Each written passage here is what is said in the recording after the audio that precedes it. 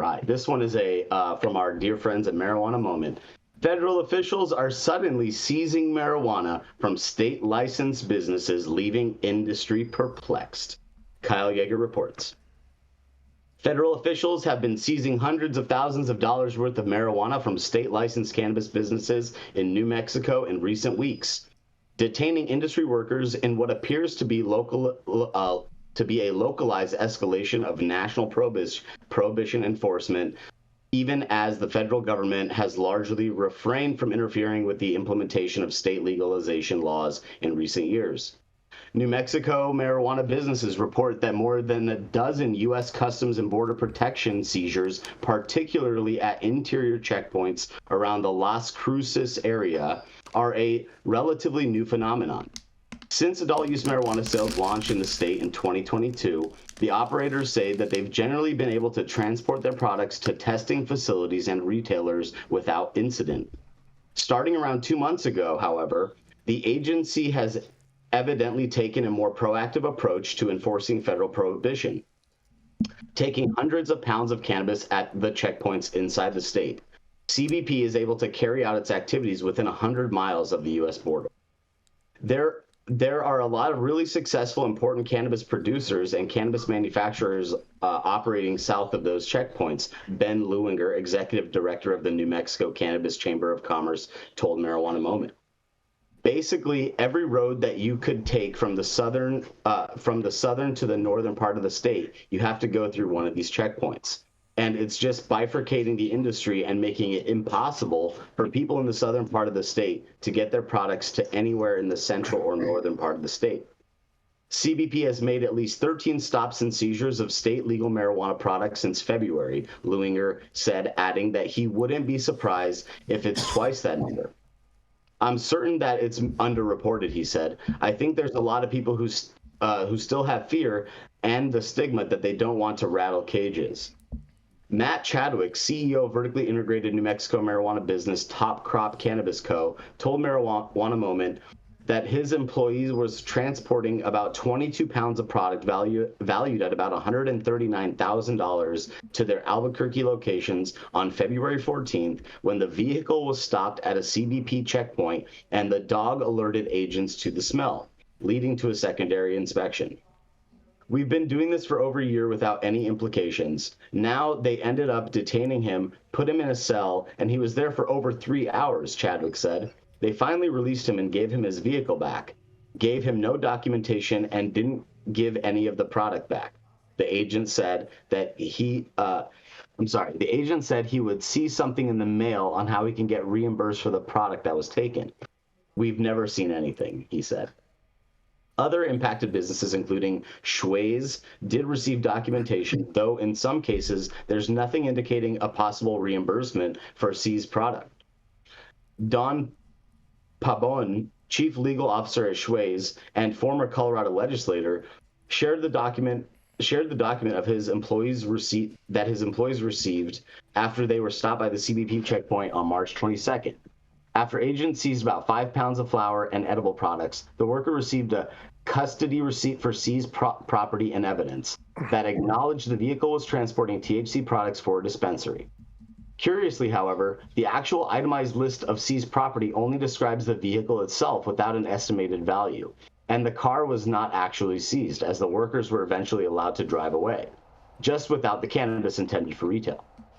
Pabon said there was an interesting twist to the situation, though. He said agents allowed the workers, both state-certified medical cannabis patients, to leave with their own personal supplies of marijuana. CBP falls under the Department of Homeland Security, DHS, which is not bound by congressional rider that prevents the Justice Department from using its funds to interfere with the implementation of state medical cannabis programs, offering patients a limited sense of protection from federal prosecution. Although medical and recreational marijuana may be legal in some states and Canada, the sale, possession, and production and distribution of marijuana or the facilitation of the aforementioned remain illegal under U.S. federal law, given the classification of marijuana as a Schedule I controlled substance. A CBP spokesman told Marijuana Moment on Monday, consequently, individuals violating the Controlled Substance Act encountered while crossing the border, arriving at a U.S. port of entry, or at a border patrol checkpoint may be deemed inadmissible and or subject to seizure, fines, and or arrest. CBP wants to remind the public that while traveling through any U.S. Border Patrol checkpoint, to include Mexico, being in possession of marijuana is illegal under federal law, they say. CBP did not respond to specific questions about whether there has been policy change to explain the recent New Mexico seizures, why workers in one case were permitted to keep their personal medical cannabis, or how the actions square with the Biden administration's general policy of non-interference in state marijuana programs. Another recent report published by the paper details how CBP also stopped an employee with the cannabis producer Headspace Alchemy and seized products last week, the second time it's happened to the business. In a video recording of the encounter, the agent said the worker was under arrest. We've been instructed to seize all cannabis, all illegal products. It's still federally illegal, he said. Despite claiming that the employee was being arrested, they were allowed to leave after being fingerprinted and placed in a federal database. The company's managing partner, Rob Duran, said the worker didn't receive any citation or notice to appear in court. The CBP didn't provide any documentation about the stop and seizure. It's unclear how widespread the trend is, but stakeholders say they haven't heard similar stories out of states like Arizona and California, which also have regulated marijuana businesses operating near the U.S.-Mexico border.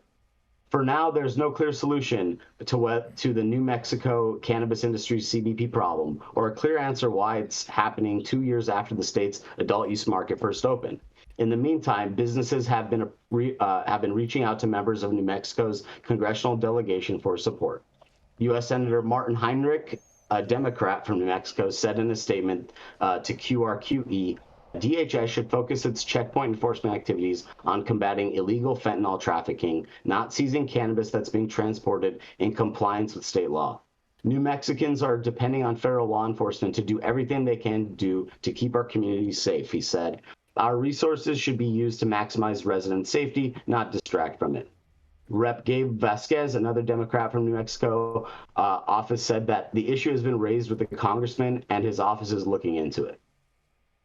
The story goes on a little bit, but I think you guys get the gist. This is important. I mean, this is probably one of the most important articles that I think I've written, I'm sorry, that's been written and I've read on this news show. So I definitely want to hear what you guys think. I mean, it's troubling to say the least. We have friends, Jason and I have a mutual friend who had a dispensary basically right on the border of Mexico and the U.S. in San Diego. And a couple times we've heard of stories of their delivery drivers passing the exit and they end up in the, in the lane going to Mexico. So lots of, I mean, it's an accident, but what are you going to do when you're facing a CBP officer knowing that they are not bound by, any jurisdiction or justice to give you your product or to let you commence your commerce as a business. So what do you guys think about this? This is Saman Razani reporting for High News. So yeah, I've had legal products seized by CBP down there at that when one of our drivers missed the exit. So yes, I'm very familiar with this, and this isn't anything new. It's just happening new in New Mexico.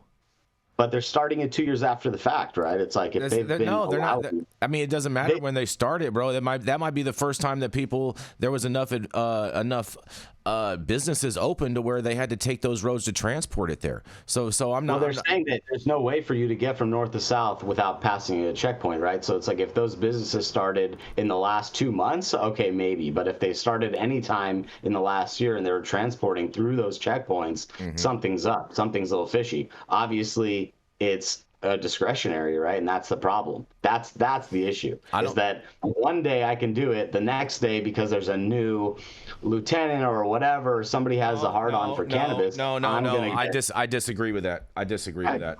I disagree with that because well, then it's just our boy Sleepy Joe's policy. It is 100%. Hold on, Saman. It's 100% Sleepy Joe's policy because he's the director. He's in charge of Mayorkas, who would be in charge of 100%. Okay, straight up, it's 100% Democratic policy that's being involved in this as of right now. Yeah, I don't think it has anything to do with that, because if you want to make that argument, you can say that everything that happened under Trump's DOJ was his control, and now he's going against Bill Barr after Bill Barr says that he was off the rails. So I don't want to say that.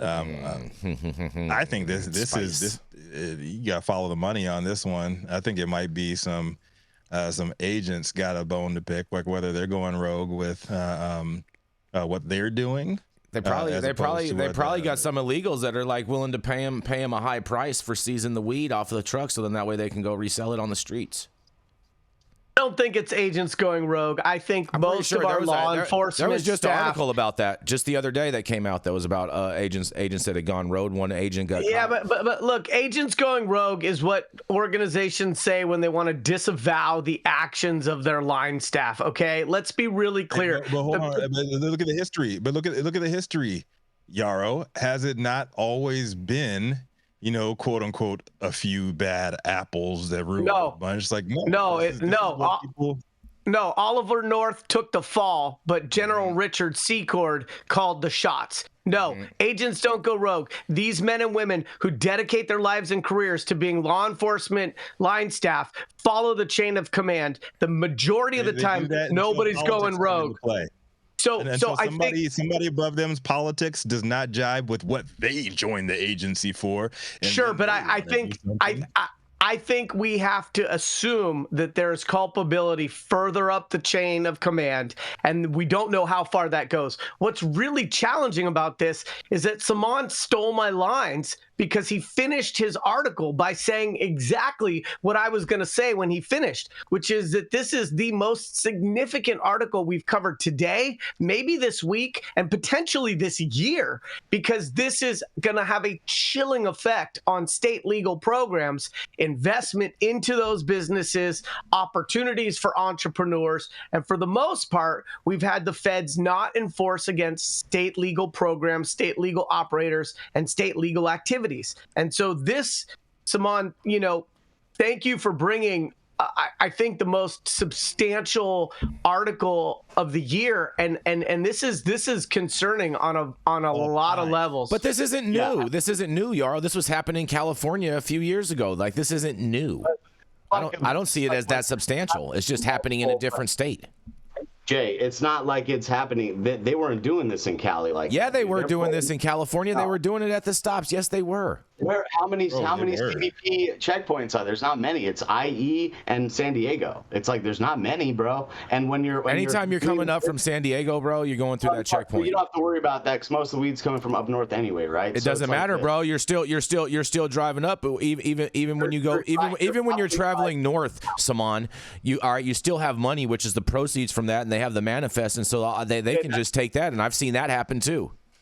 Hey, I mean, that's one point, but it's like illegal products like cannabis or cannabis products versus cash. I mean, if you have a business and you have a receipt for the cash, it's probably less at stake than your cannabis. I know it's not. It's way easier for them to seize and spend if it's just straight cash. They don't even have to convert it. What are you talking about? And they're obviously not even writing receipts for the cannabis taken. But what I'm saying is if you have cannabis and money in the same van, yeah, you're going to lose them both. But if you just have cash and you're a business and you have an LLC and you have a bank account and you have a receipt for that cash, you have a better argument than transporting cannabis. That's all I'm saying. I'm not buying that. I'm down with OPP, and I think the CBP should be better served to take a lot of CBD because this is aggressive and it's not necessary. And the politician who was quoted in this article pointed out the obvious, which is we need to focus on fentanyl. I agree 100%. CBP is giving the citizens of New Mexico the DP right now. Oh, boy. And they're the ones. Yeah, we're going to go to a commercial break. We're going to be right back.